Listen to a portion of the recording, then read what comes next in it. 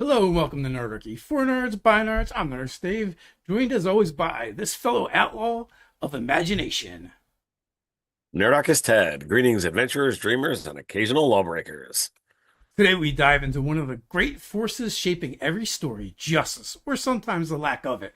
Whether it's sky pirates rewriting the rules mid-flight, dome dwellers hiding harsh truths under layers of law or crime, families settling the scores in the dead of night, justice is never simple in our worlds. And today we're asking, who makes the laws, who breaks them, and what happens when you're caught in the middle? With other skies and the skies above the cursed world, justice is bought, sold, and often thrown overboard. We'll explore how flying cities and ether-powered pirates bend the law to survive. Beneath the pink crystal, justice bends to those with grind and influence. If you're poor, the gangs give you justice or revenge. If you're rich, the watch protects your sins. When animals run their rackets, the only law is silence. Betray the family, and justice comes with claws and teeth. What's the wildest justice your characters ever dished out or suffered? Did they duel a corrupt officer, overthrow a tyrant, or get framed for something they didn't do? Tell us in the chat. All right, folks, we're going to dive into our 3 segments today, all about justice and avoiding it. As always, if you have questions, feel free to ask them, and we will spend some time on them in the end. So don't worry if we're not picking them out as you put them there. We plan on circling back to them. Aether Skies is a dark steampunk fantasy world where floating cities drift above a cursed monster-haunted surface. Pol Politics are ruthless, power is volatile, and justice is often just another tool for those who know how to bend it. Jump down to the description below where you can find a link to the player primer, as well as original campaigns, and be on the lookout for a new Aether Skies campaign in the near future.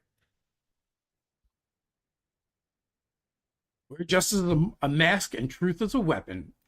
In the floating cities of Other Skies, justice wears many masks, from shadow courts run by merchant guilds to Ethernati agents rewriting evidence to pirates dispensing brutal frontier law.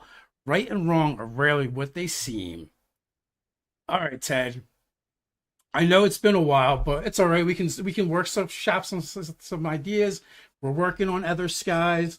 You're going to be running a campaign in our home game using our own system, the D666 system.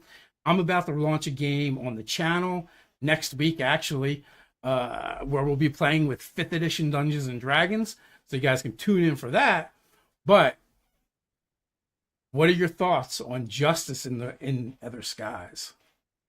So city by city, cities cling to archaic codes. Others operate through bribes, guild contracts, or even secret tribunals. Justice depends entirely on where you are and who you know.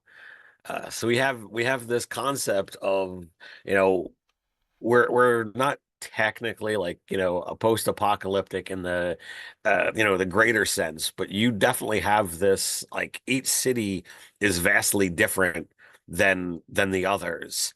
And what might be a crime here is perfectly legal over there.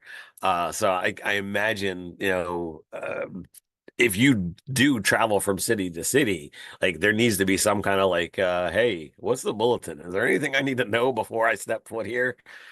Well, yeah, that's very true because because the cities in Other Skies are more like city states. Then they're not all part of the same government. They're the same country or kingdom even. They're all essentially their own little kingdoms, which are ruled in their own ways. They're going to have, like you said, they're going to have their own laws, their own taboos, their own customs. And while currently the world of Other Skies, the world of Zontera, is very xenophobic, and they're not very friendly to outsiders, with the exception of the 13th city of Haven, that has returned. It was lost in a war. It came back basically cursed and haunted, and then it was cleansed, and now it is kind of standing as this, like, bastion, this jewel of where they're trying to get over these old ideals, and look past this cold war that's been running. So there I imagine, it's going to be very much, the laws are going to be more fair and just, as opposed to, you might go to another city where, if you happen to be of the wrong origin, the wrong species, race,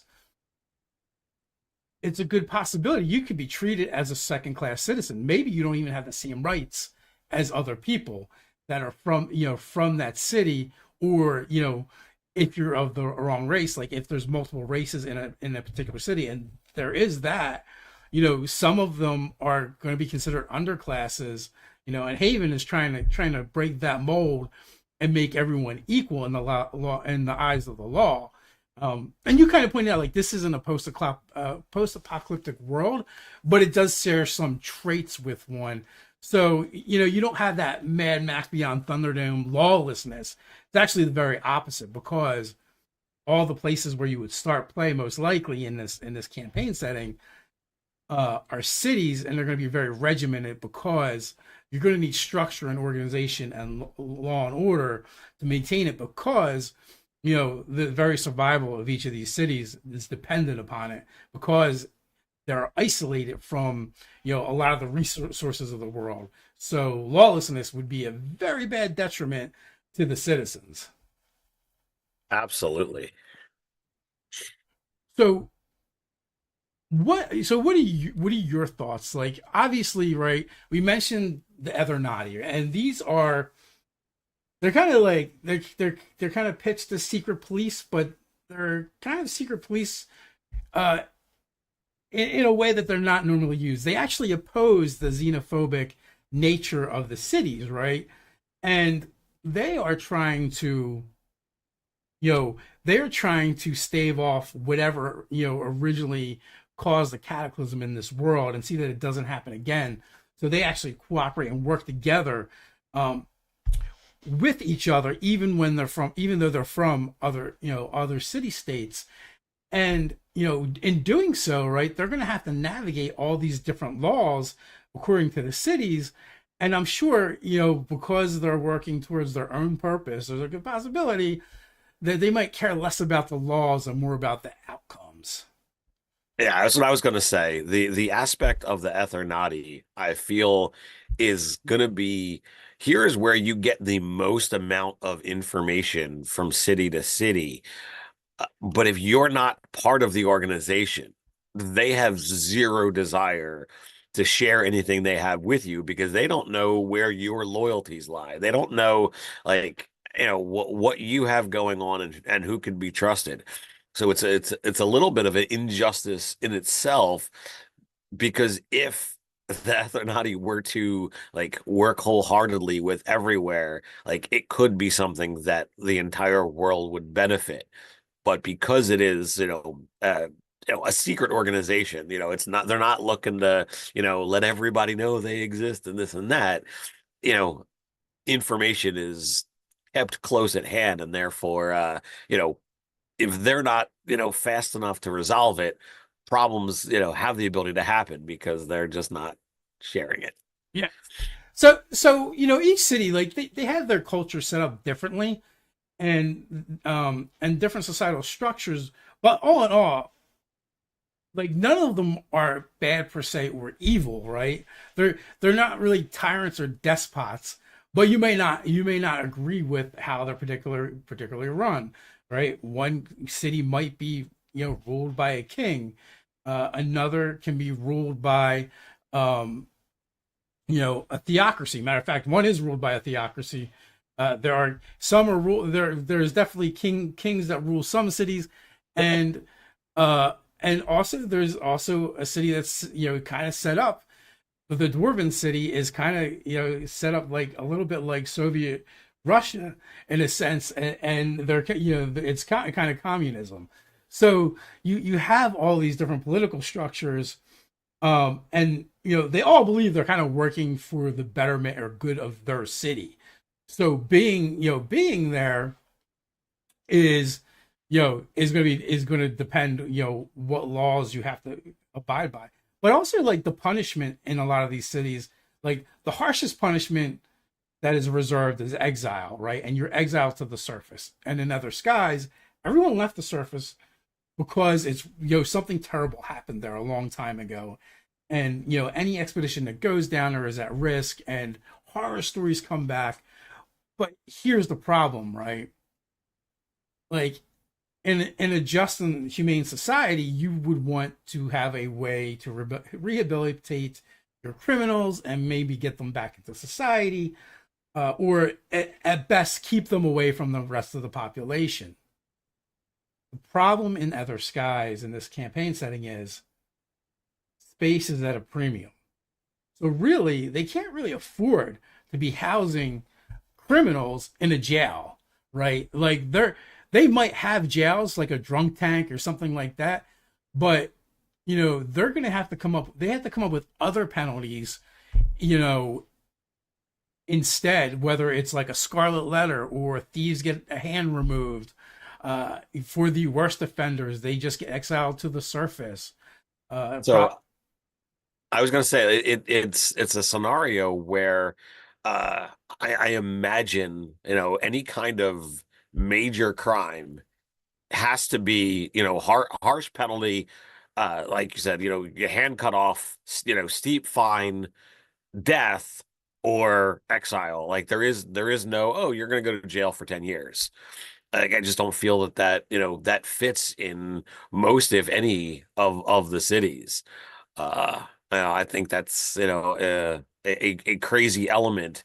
And when we were used to seeing how things are done here, I think that's very eye-opening to have to kind of expect when you're sitting there playing. So I think there's two areas too where they might make use of criminals, right? Indentured servitude and conscription as ways to pay your debt, and then once it's paid, you're released back on your own volition. And if you break those, then not only after that, that leaves something more extreme, and that more extreme will probably be exiled to the surface. So everyone has grown up in these cities with these boogeyman stories as children about, hey, don't misbehave or the things from the surface will get you. So I would think that this is like deeply ingrained in the psyche of the citizens of the various cities. Yeah, the scariness of what the surface is. It's I equate it to, as you said, like the boogeyman or the things in the darkness. You don't know what it is, but everybody's afraid of it. So we're going to circle back to the Ethernati and political crimes. Secret police enforce loyalty to the cities, no fairness. If you're useful, your crime might be erased. If you're inconvenient, innocence won't save you.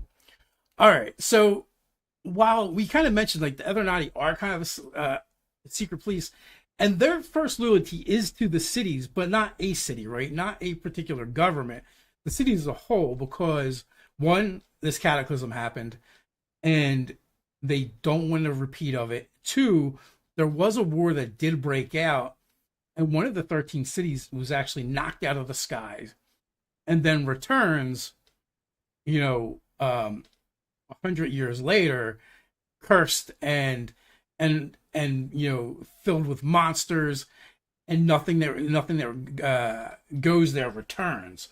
So like they're looking at all of this going, all right, there are greater forces at work, and if the rulers of our cities can't put their differences aside and focus on the real problem, then whatever happened before is going to repeat itself, and we do not want that. So in some cases they take extreme measures, and matter of fact, a key plot hook for running adventures in Other Skies would actually be for the players to just be agents of the Ethernati and working towards their ends. Which is what we did in the very first campaign that you ran when we used Open Legend. Yeah, correct. And also again, like we mentioned, they're not really concerned with laws and fairness as much because they're looking to the greater good. Like they're looking at like, well, we may break a few laws, but the other side of that is the end of the world. And now with Haven having come back and them getting a glimpse that maybe this is what happened in the past or part of what happened in the past.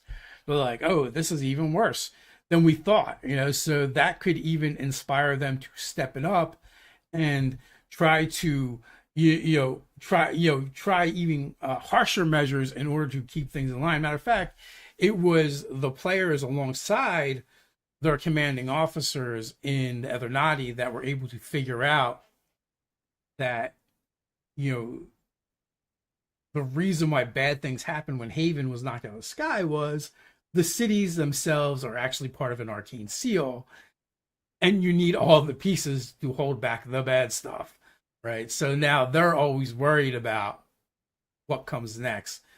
How do we keep the bad stuff from happening? And at this point, I've had two campaigns, and both of them have kind of been on the epic side, where it's like, hey, stop the seal from opening. And during the second one, they were actually even more successful because they were able to purge and cleanse Haven, supposedly. So far, it's been 25 years since that's happened, and still going strong. But they're aware that there are forces out there that may not want to see that hold. So they've got their own rules that they're willing to implement. And also, like, if you run afoul of the laws in the 13 cities, well, the Ethernati are not only they are a powerful secret organization, but they're also well connected. So they might be able to get particular people out of their crimes at a price. Right. I think it could even be a situation where, like, I imagine that they would like to do things to keep it more in secret.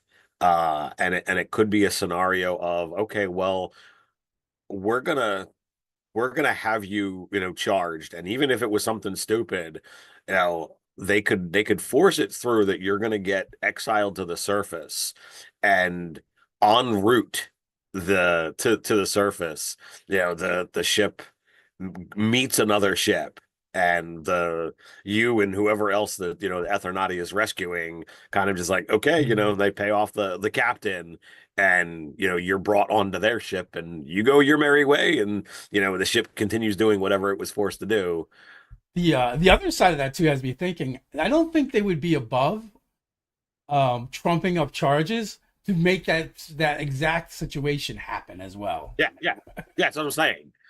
So like that is the easiest way to get you out of whatever's going on, and safely, like, because like everybody's like, oh shit, like going to the surface is a death sentence, but it's easier to be like, dude, just bump this up, make this a worse crime than whatever it is, and just kind of scoop you out. You don't ever make it to the surface. You get hijacked essentially, mid route, and whatever transport captain or ship that's there, he gets the payoff by the Ethernati, so that you get out, and nobody knows, nobody's the wiser. That also would be a pretty epic start to a campaign, Yeah, especially if the players don't know, right? They don't know that the other Naughty has been pulling the strings behind the scenes, right. and they've been hit with these trumped up charges, and essentially the other Naughty is basically backdoor blackmailing them into service, which could be very interesting when the truth eventually comes to light. Sure. But I imagine, like, at least the way I'm picturing it, like, that would be, you'd gain some bit of information session one, when, like, all right, the ship arrives, and you get escorted over. But depending upon how much is revealed to you, it could just be, oh, well, you've got a benefactor who wants you to do something, and then it could be like a slow reveal, and eventually it's like, oh, well, this dude is Ethernati, and that's why it all happened, and you look at the backstory, and how each of the characters are connected, and you bend and twist and work it all together, and the whole time, yeah, it's been Ethernati. So, Ted, where's another place where we might look at laws and other skies? Since we're talking about, airships and what have you, captains are king above the aboard their ships. The law of the skies is written in blood and sealed by reputation. So when you've got merchants, sky pirates, and militant sailing vessels, you know, all the things that you would have on the seas, you're going to have now in the air in these, airships. So out there, you're not bound by the law of whatever cities because once you get a certain distance away, like it's open space, just like there is open waters here. Well, and also too, like all the kind of like problems we kind of laid out with meeting out justice in a city are compounded on a ship because it's even smaller, right? Like, and you will have to decide as as the crew or the captain is like, do you mete out justice on the spot? Does the captain set his own laws and his own punishments, or does it return to their port of call and they're turned over to proper authorities there? And I feel like that might just go from ship to ship depending on the captain. Absolutely. And those laws and rules might be what we might call more of guidelines. But when you look at the situation where like you're saying, oh well, the cities are limited on space. It is even to like historically sailing vessels, like you really had to have loyalty to the ship, to the crew, to the captain. So like if you're found doing something wrong, there's all kinds of historical, crappy punishments that were done, to sailors. Um, and there is the same kind of things can be done. Sure, you're not going to get keel hauled because that, doesn't really work in the air. Um, but it is a scenario where they could just be like, all right, we're not thrilled.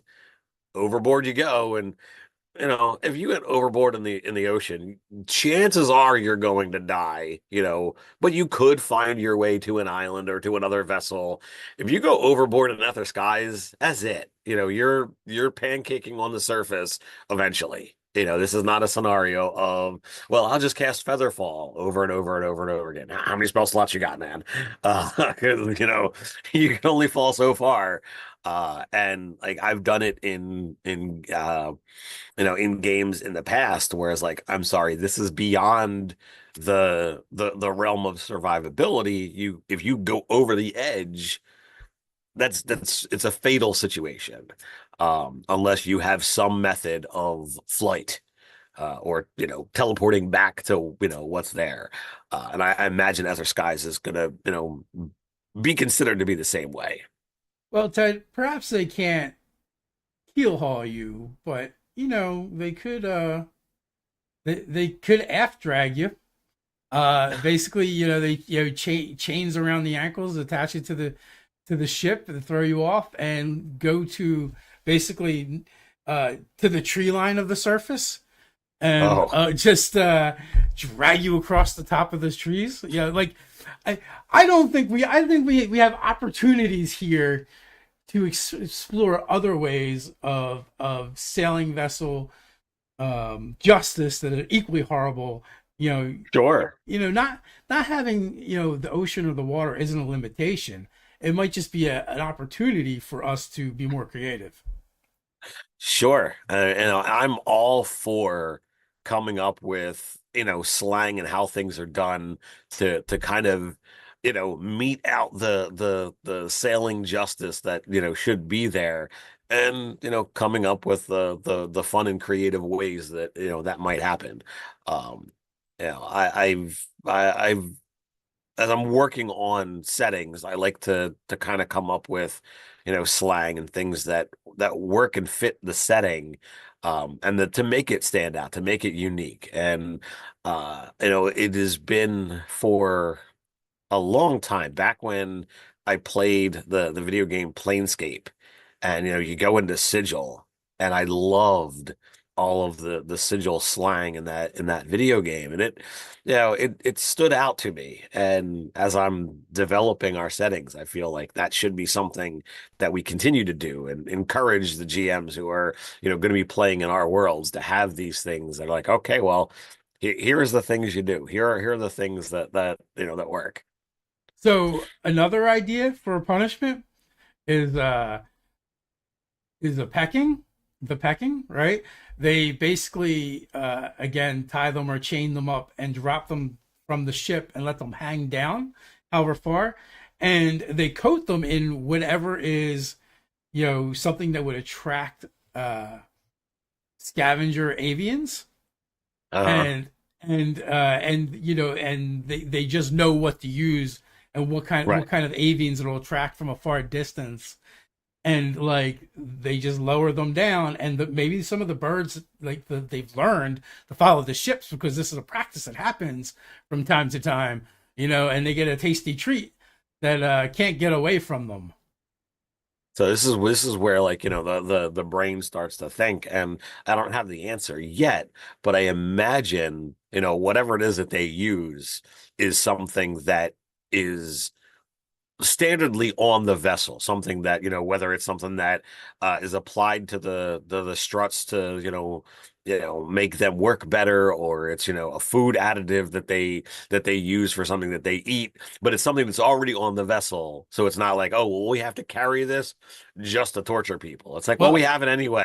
Let's maybe just, like sky whale blubber because they use it, because they use it for a lot of different things, and Mhm. like think of the horror of it, right? First, in the distance you see these vague shapes, these dark shapes beginning to approach, right? And then the sound begins to hit you as the birds are kind of stirred up, and you hear the squawking as they're excited because they know a meal's coming. Yep. And then they finally descend, on you, and maybe a couple land for experimental pecks, but then the rest start swarming you. To me, it seems like it would be, one, it would be like psychological torture before the actual Uh-huh. physical happened. It would just be Yep. absolutely brutal.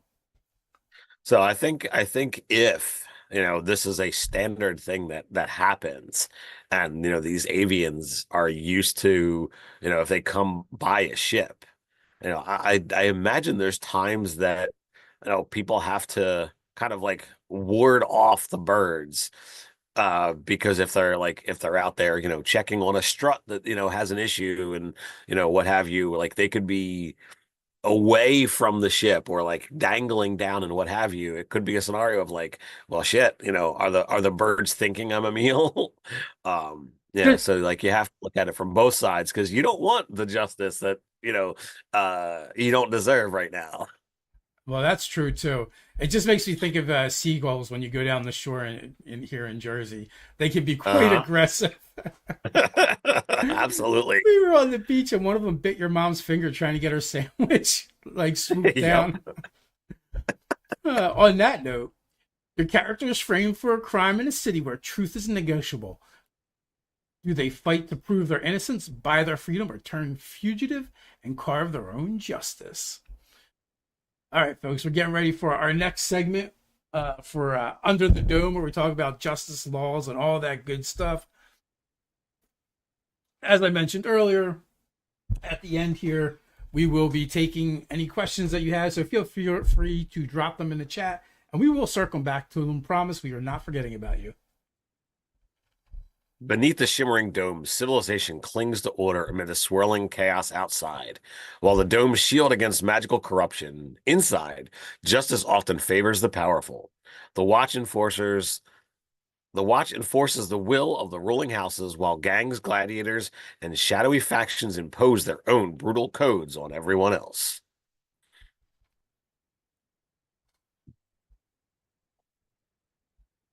And a quick reminder, folks, that down in the description, you can find links to nerdarchy.com, where Ted is writing fresh articles on Under the Dome on a weekly basis. Justice Justice is unequal by design. The Grime Barons watch guards. Justice is unequal by design. The Grime Barons watch guards the rich, leaving the poor to be judged by fists crystal judges, or gladiatorial arenas.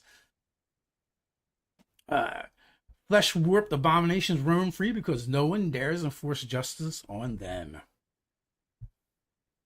So sometimes justice is for sale. Across the domes, the wealthy and powerful often bend the law to their will. Whether through bribes, favors, or intimidation, those with enough resources can buy freedom or vengeance. That pretty much holds true for most civilizations, right? Especially when you're looking at more feudal or medieval times where it's less about, it can be less about right and wrong and more about who has the means. I mean, even in our own Yeah. society, that's pretty true too.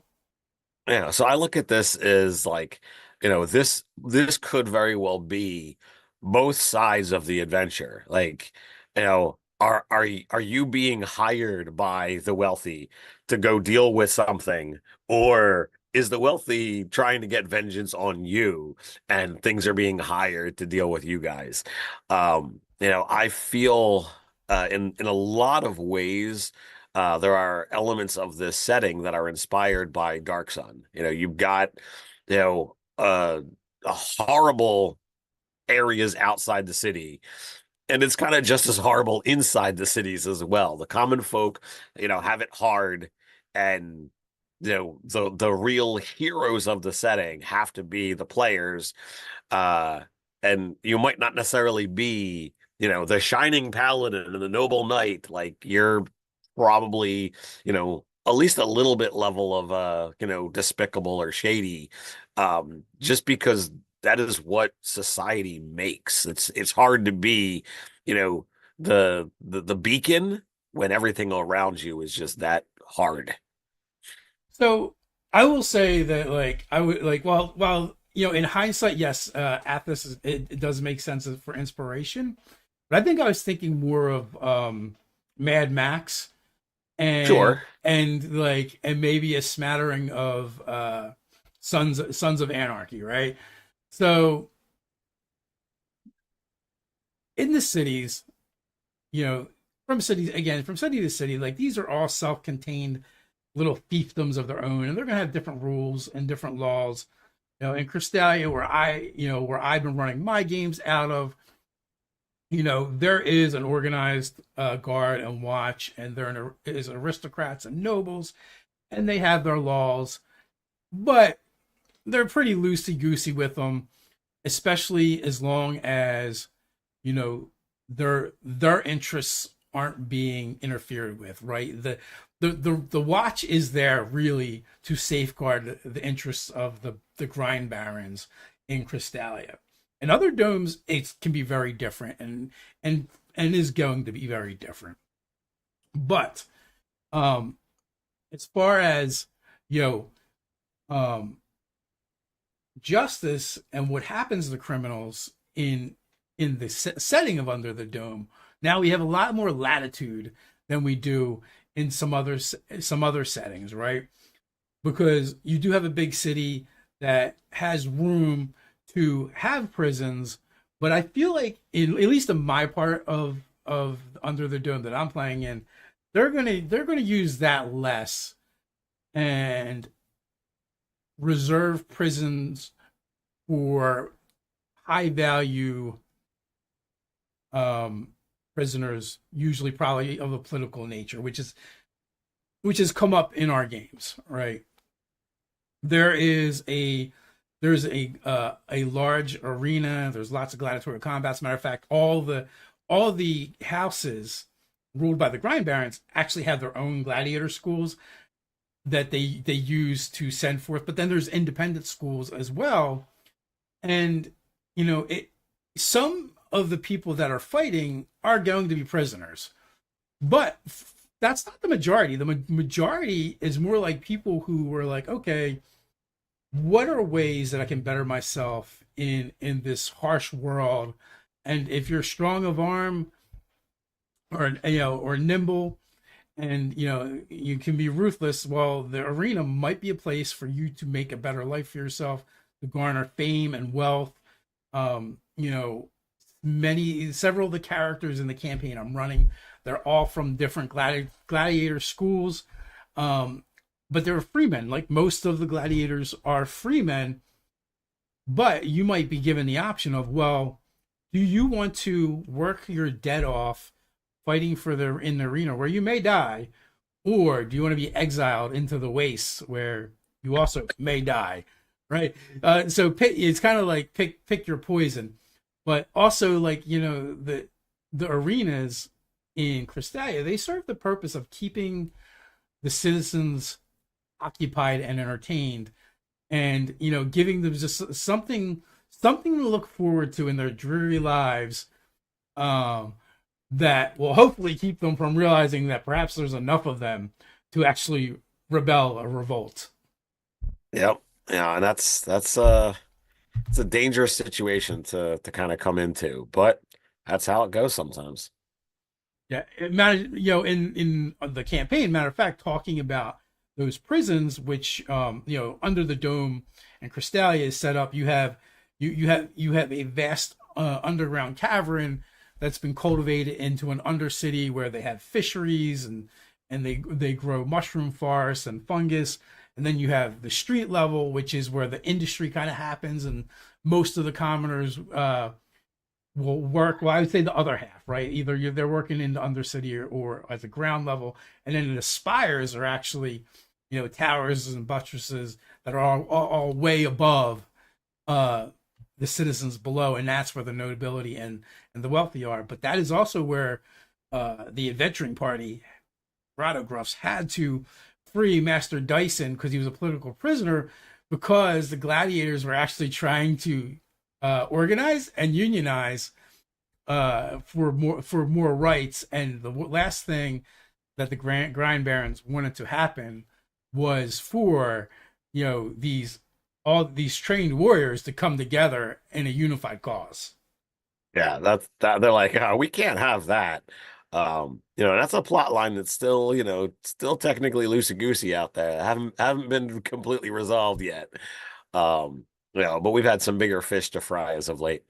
Um, So but that's okay. so again, right? Like that could be part of that. Like you could, if you're sentenced and you choose the gladiator way, maybe you could bribe your way to easier fights, or fights that are thrown, or fights that aren't to the death, to kind of work off your debt. Not completely risk free, but a lot safer than leaving the dome. Yeah, and that's the fun, political angle of how it goes, bribes and favors. You might wind up like, okay, well, I have to fight in the arena and do X amount of fights, but like what kind of back alley deals, can be made of, okay, Mhm. well, I'll if you can get me safer fights, then I'll do these other things for you once I'm free. And that can kind of like work in to a whole campaign arc of, all right, well, now I've got a benefactor, and I've made it through the arena, but now I've got other things that I have to do either inside the city or outside the city, which outside the city has its own challenges. So I kind of have a little bit of a real world story that goes along with the theme of justice for sale. So All right. when I was a young man in my early 20s, I worked at a lumber company, and one of the older guys that worked there, he was a carpenter, and he was probably old. He was old then, 60s, 70s, and he was working part time. And but in his youth, he had gone over to Saudi Arabia and worked there for, I don't know, 6 months, a couple years, whatever it was. But they would pay really good for Westerners to come in and work. And like, I don't know if it was weekly or monthly though. They would have live executions, right? Now it didn't always happen, but if there was someone that was going to be executed, it was a public thing that was done. And he went a bunch of times and nothing would happen, right? So he stopped going and gave up on it. And then like the one time he didn't go, one of the people they worked with did, and he comes back and the guy's just like pale, and he's got this look on his face, and he's like, what happened? He's like, I can't believe it. I can't believe it. The bastards didn't pay. There was an execution, and the thing was, the family would bribe the executioner to sharpen the blade. Oh, and they didn't, right? So like there's things like that we can like pull into our game, and and kind of like make it more real and locked into how things really worked. Maybe too real, but I felt that went right along with Justice for Sale. sure. Yeah, that's a bit dark, but for a setting like Under the Dome, I think that could be a really good talking point in addition to the setting. So the law of the streets. In the tangled alleys, tunnels, and outlands beyond the spires, official law is meaningless. Gangs, mercenaries, and gladiators enforce their own brutal codes, and survival often depends on loyalty or reputation, not innocence. Like we mentioned, right? Like in the cities, there is a lot of parts that are somewhat lawless, even though there is a watch. They are only looking after the grind barons' interests. Like if you go into the mushroom forest and start trying to mess with things, they're going to do their job. Mess with the hatcheries and fisheries, they're going to do their job. Mess with the grind factories, they're going to do their job. Some poor schleb being mugged and stabbed for his purse, it's not their problem. But that doesn't mean there is nothing going on, because in one of the things that my players wanted to see introduced, and I was like, this is a great idea, was the idea of drag racing and motorcycle gangs. um so if you have these motorcycle gangs, they're going to claim territories, they're going to enforce their own laws, right? um Now, they may not be opposed to being some schlub being mugged, but they might be opposed to some schlub being mugged by you, right? And also, like, maybe they offer protection. They have a racket going on. So, in its own way, they become their own form of watch that the different merchants and patrons can kind of rely on, because they're being bought and bribed, and, to do the job of the watch that the watch isn't doing. So I imagine the watch can only go so far in the city. Like there's it wouldn't be uh you know profitable or what have you to have watch being able to cover everywhere. And that there are certain areas in our world where like the response time for the cops is a lot slower because it's a dangerous area and the cops really don't have any desire to go there. They will, but whatever. So I imagine you've got a similar situation with the watch in these different dome cities, at least the ones that we've built so far, because you have got somebody in power that has wealth, that has money, what have you, and there's areas that the poor, like, they don't provide enough value to those in power to care enough to do anything about those areas. So you've got the areas that are run down, that are full of criminals, that are full of these gangs, what have you, that you then can have these things that almost have that gang run or crime run. It's a great place to put things like your thieves guilds and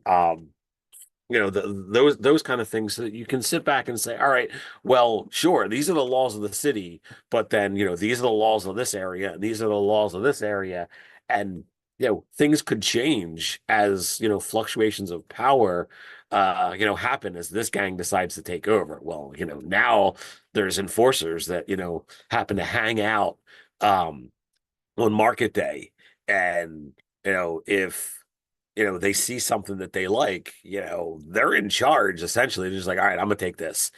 And like you could have this whole scene show up where like the players might be interested in an item and the dudes just come up and take it. And then how do you handle that justice?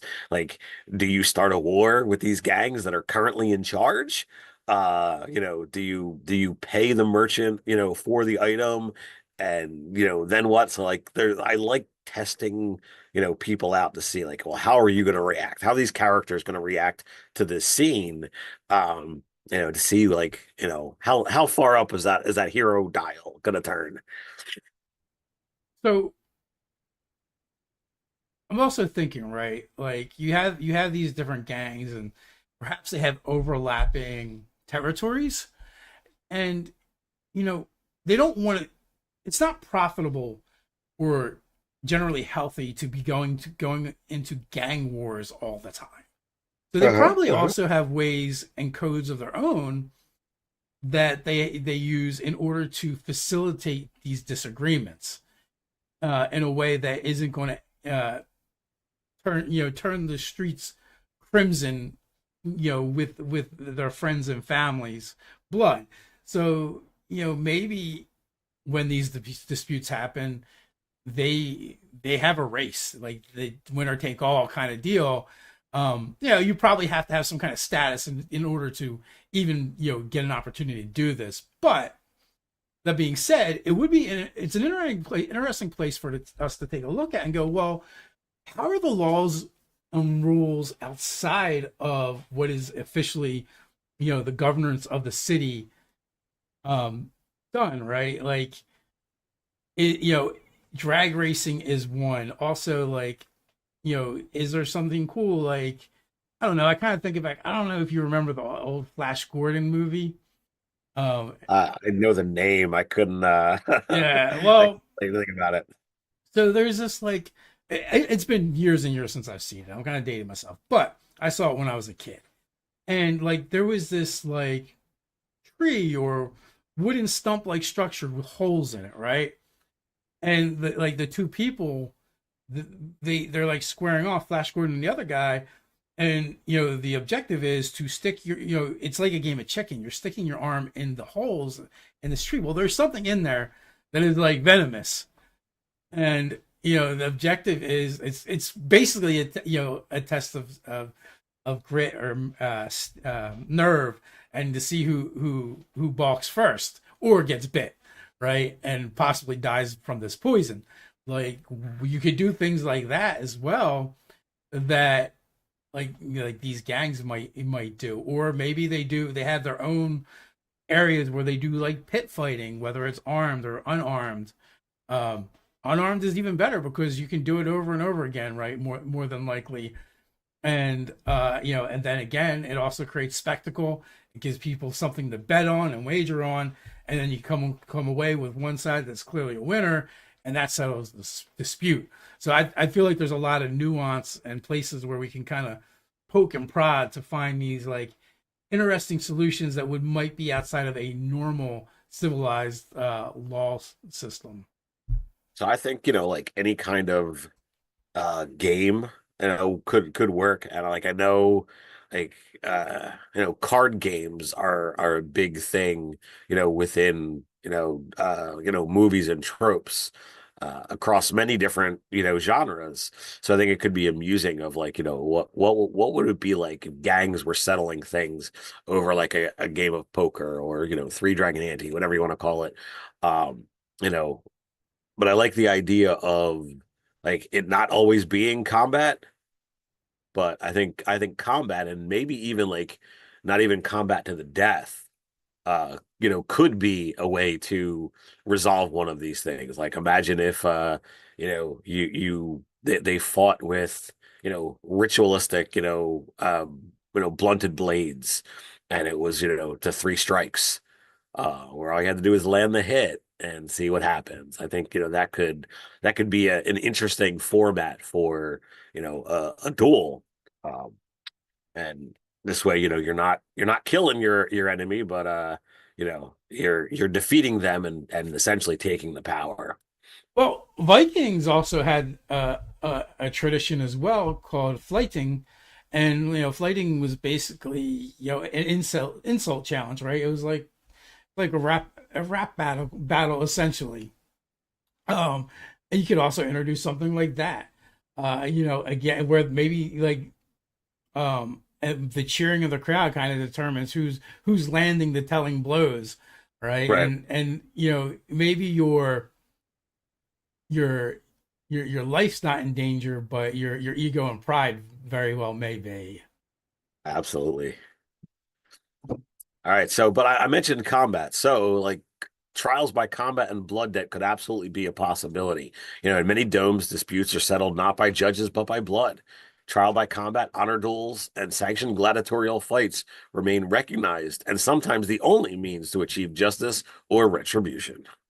Yeah, I think I love the idea of the sanctioned gladiatorial fights. Especially you think about like the higher up you go in the power structure in a city like Crystalia, where everyone has a role to play and everyone is kind of important to the survival of the city. So going to war with another house could just spell the doom of the city, cause the collapse of the dome. So that's definitely something you're not going to want to happen. But, if there's a dispute between two rival houses, perhaps that gets settled by either a duel or, a sanctioned gladiator fight. And, each side chooses a champion. So the powers that be then themselves are never in any real physical danger as usual. And they just send out their underlings who can fight for the honor and glory of their house.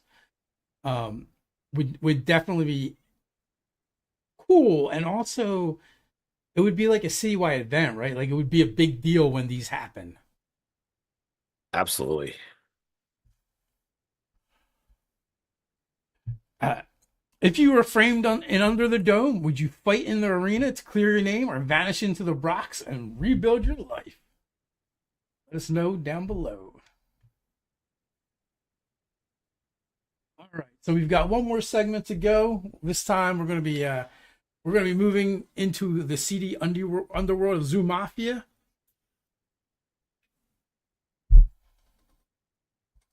By night, Big City Zoo is a jungle of rackets, betrayals, and animal mobsters enforcing their own brand of justice. In Zoo Mafia, justice is personal. If someone betrays the mob, retribution is fast, brutal, and quiet. Because if the humans catch a whiff of people stuff, everybody pays the price. So don't forget to look at the description where you can find all the links to Zoo Mafia. Check out the Kickstarter page, which we will eventually push that go button, and that's the only way to get notified. As well as check out the regular content over on nerdarchy.com. So family business, settling scores inside the mob without drawing outside attention. This is something that doesn't happen very well in our games. Like things get settled, but it's been pretty noisy. Well, I mean, we've had a lot of safecracker fun with dynamite, I must say. And dynamite is just a bit of an attention getter. Yeah. Well, even just a regular pistol makes a lot of noise. So That is true. But that's one of the great parts about, Zoo Mafia is there's so many different angles to play. Like when you look at, mob stuff, like there's a lot of content in books, in movies, that can all be used for inspiration. And, if you look at like The Godfather, it's all about the family. You got to protect the family. You gotta. And like we haven't run that game per se, but like we've run, elements that touch on those factors. And like I've written a couple of blog posts that talk about family and how easy it could be to just be like, all right, if you were to be brought in, like what does that mean? Like you are not just like, okay, well, we're hiring you. You're just an employee. It's like, no, when you're here, you're part of us. You're part of this it's not a crew.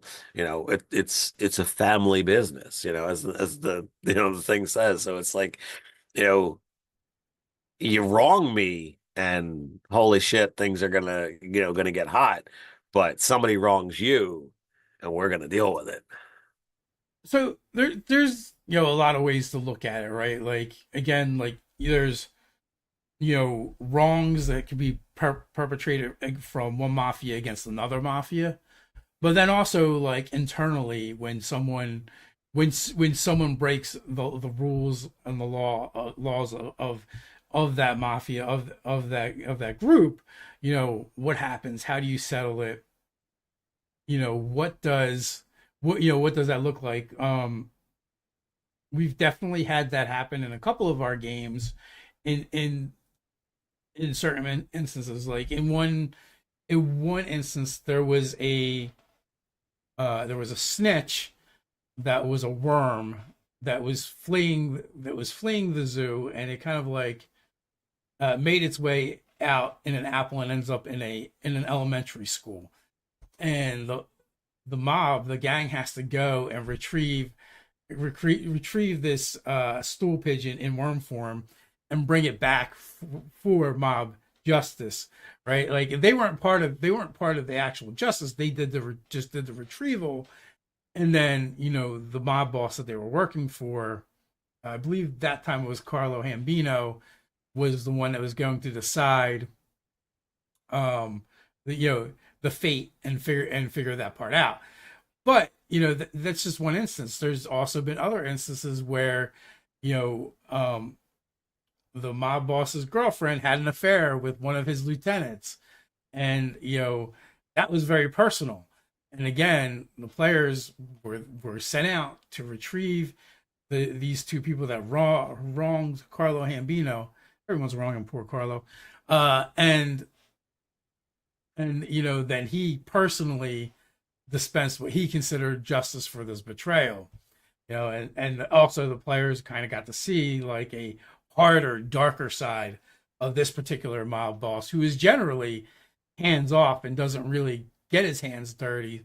He's more of the mind behind the muscle. But like I said, this time it was kind of personal, and he felt like he needed Yep. to settle that score. And no one else, and no one else, should do that. It also kind of showed a level of his commitment, to the mob rules, as well as, even though he's up to this point being betrayed as this person, or not betrayed, portrayed as this person who doesn't get their hands dirty and isn't, is kind of above the fray. It got to show another side of him that was like, oh well, he must have come up through the ranks somehow, and oh, that part is still in him. He's still a hardened criminal, and he can get down and dirty if he needs to. He just prefers not to nowadays. Man, you're making me feel bad that we betrayed him. Well, yeah, again, three strikes and you're out. What are you gonna do? But it is. I mean, we had a very bizarre strategy for that game, which we ran offline, but absolutely amusing. The zookeeper's suspicious gaze. Does justice come from outside, or is it all internal?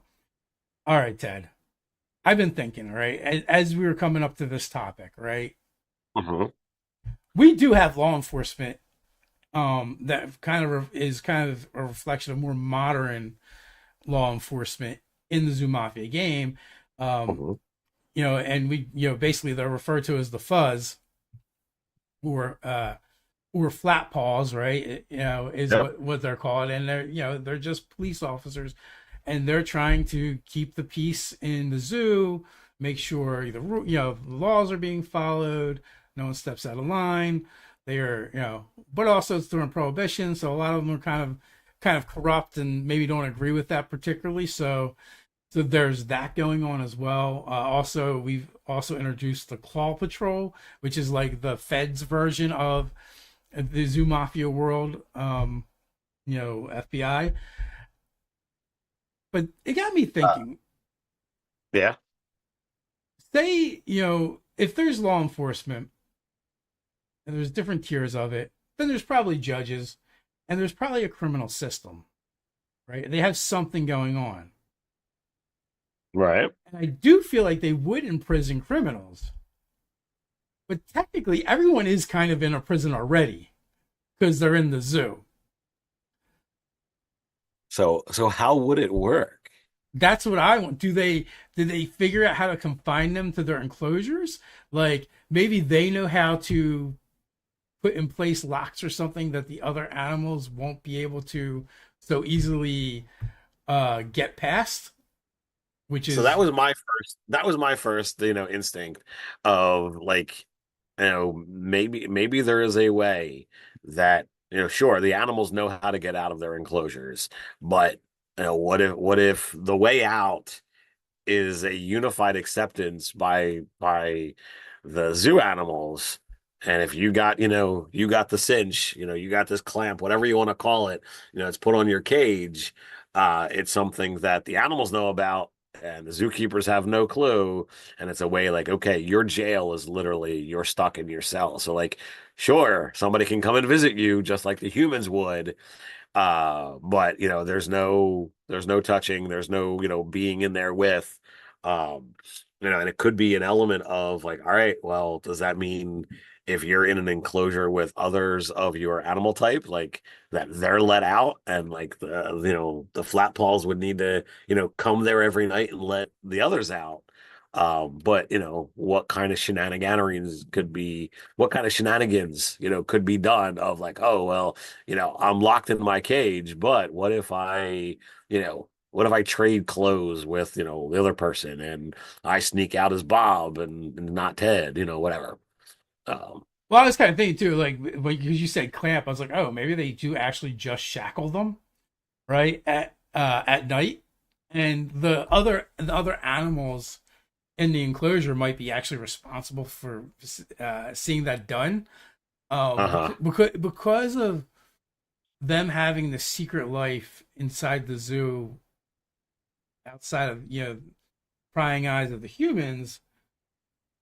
They might all have to take a more of an active role. Like they're all in danger if the humans find out Right. that the animals are more than they appear.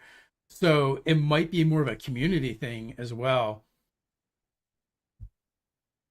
Certainly an interesting thought.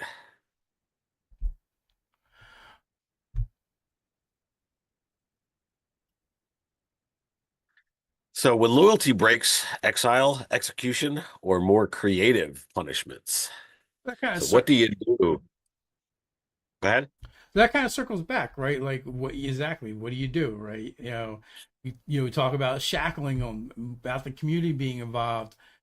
We haven't really done this in our games, but maybe we should think about, is there an organized watch, especially if citizens are concerned about the cops being on the take, right? Like, do they then have to, then they can't rely on them, so they form their own town watch and do their own patrols. Uh, Probably more for like independent and more petty stuff.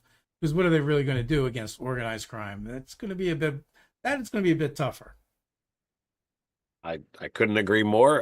It's a scenario that I feel like, the animals have to, be on the safe area because their very lives are at stake. How your everyday world, your everyday life is impacted by what everyone else does. Um, we've run a number of campaigns now, and there have been some games where it's just been utterly brutal and bloody, and it's like, all right, how do the humans not know about this shit? What happens in the moments before dawn? Is somebody really, going around and, patching up bullet holes and disposing of corpses? Or, is what makes the have to make this happen? Um, you know, so like it's crazy. Like, is there like an inside man of, somebody that somehow has connection with the admin? And like, okay, well, you screwed up, you're gonna get transferred to another zoo, and we can make sure the paperwork, gets gets done so that you're gone. You're not going to make trouble for this zoo anymore because, you're going to Central City, or you're going to, back to the wilds, or, wherever it is. I like that idea a lot, and I don't think it's a connection per se, as they figured a way to interrupt the system and remove information and insert their own. So, I mean, back then everything's going to be hard copy, going to be paper. So they have forgers that forge the documents that say, oh, this animal went out on it was transferred out, like you said, has gone to another zoo or whatever. And that could be one way for them to actually implement exiles and executions that are sanctioned by the criminal system, the justice system, I should say, in the communities that are zoo mafia. Because if you just have animals missing all the time, it's going to begin to be a little bit suspicious. I mean, it's bad enough with the the mob activity going on. That tends to make enough bodies as it is. And if you were to add on to it, just like when the cops have to deal with the criminals as well, they might be thinking in a way that is um more about protecting the community, not just from the individual by punishing them, but protecting the community from notice from the humans. Like making that all work together is super important. What good is punishing your criminals if you only get caught by the humans, and kind of ruins the whole way of life for the zoo animals and zoo mafia. you know and we look at when loyalty. I look at this not only from loyalty to the other animals around you, but to the individual family that you're trying to work for the mob. So a the way we've been playing is you're trying to get made. But you could run games where like you're already made and you're just trying to like stabilize or improve the power base of whatever mob that you've got. But you could enter into some moral questions or enter into some loyalty questions, and then it's like, all right, well, as you do a job, you have tough choices, and you might have to do something that's not good for the family. And when that happens, you know, what is the fallout? What does your boss do and say when you haven't you've done something that harms the family? Like, are you instantly ousted, or is there something else that happens? Yeah. So from that angle as well too, it's like how does the crime organization interact with and deal with the straights, right? The regular citizens. Um, it's gonna be bad for business if their guys are roughing up people all the time and everyone's scared and they can't go on with their normal lives because you know uh, a healthy seedy underworld thrives, more so when everything else is working. And so that it kind of like the fortunes become hitched together. So also a lot of times like mob bosses are kind of depicted as heroes in their communities because maybe they they help out when one of the dock workers loses his job and they send food over for the family so they're not hungry, and they're always trying to, hey, why don't you come work for me? And even though they're like, well, no, I'm not going to do that because they know what the deal is, right? They don't want to be criminals. And there's like an unwritten rule. Okay, they don't want to do it, and they've never done this life, so like they're kind of allowed to say no as long as they stay on their side of the street, right? And I think that could be interesting dynamic to have in the games as well, um, and add more depth to the leaders of these organizations. Now, like your mooks, your rough and tumble, goons and regulars, like they're probably not going to care about this, but they might care about not crossing the don of their family, so they don't mess with where those that are higher up in the organization and are smarter and more cunning. They understand the value of these rules and keeping an order and kind of keeping the chaos from evolving. Like, and that's the problem whenever there's a mob war. it's complete chaos and it disrupts everybody's business. So they're not going to want that. So they'll probably have these rules in place in order to protect the status quo and keep things the way they are. And that the business is the important part of how it all flows. And that's why, I kind of like Carlo Hambino, is because, he's the ideal businessman. He's looking at it from, the aspect of like, all right, it's not personal, it's business. And he'll make things for he'll make decisions that are, as long as it's, line in the pockets, that's where we need to go. And I've used that element for both the GM and the player base, and made for a lot of fun moments. Uh, Yeah. So he has got the softest touch of all the Dons that we use. For uh-huh. and for that reason, because he doesn't do it because he's a nice guy. He just logically sees it as this is the best way to do business. This is going to be the most expedient way to get what he wants.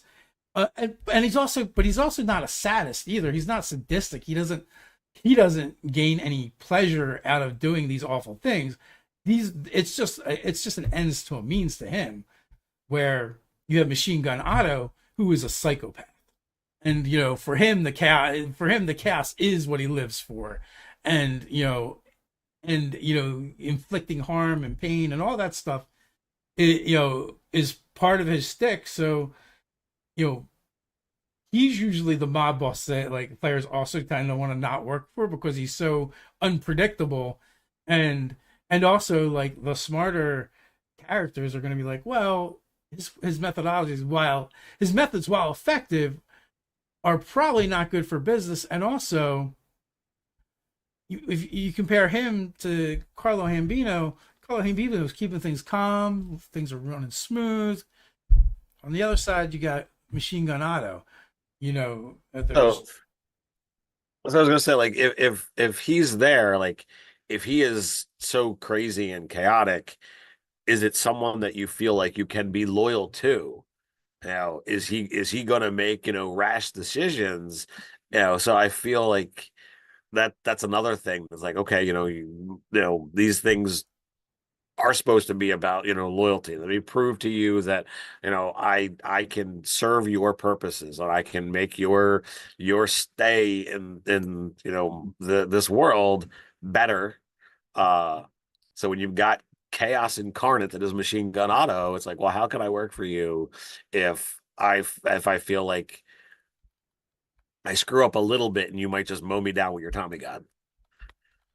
well, not only that too, right? Like that is definitely one aspect of it, but the other is too, like, would you rather work for the guy that's getting stuff done and like it's almost like you like go into a regular job, you go, you punch in, you punch out, you earn your peanuts for the day, and everyone goes home? Or would you rather work for the guy that's pure chaos? You have to worry about him. Also, you have to worry about what his organization is going to do. He's probably made up of a lot of like-minded individuals, and what kind of heat is that going to bring? Are you always going to be looking over your shoulder for the flat paws and claw patrol?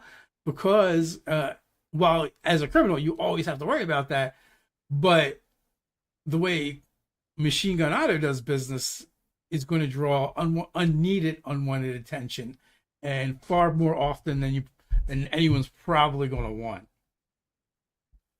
Indeed. So one of your crew snitched to the humans. Do you quietly make them disappear, frame someone else, or use it to your advantage? All right, guys, if you have questions, now is the time to drop them in the chat. There's been a couple comments, but not really questions per se, other than Brian Smith. Are you guys inspired by the current fantastical political climate? No comment. Sometimes that stuff shows up in my private games. Sometimes it doesn't. One way or another. So If you have questions, feel free to ask them. Because if not, we're gonna head out.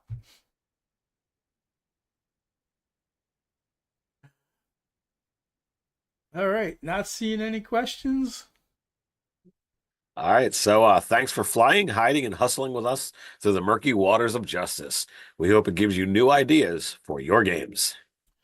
If you had fun tonight, smash that like button, subscribe, and ring the bell. Join us next week when we tackle another juicy storytelling topic, natural disasters, or world altering events. You can get the link in the description to be notified for that live chat next week. It's already there. And until next time, stay nerdy. Stay nerdy.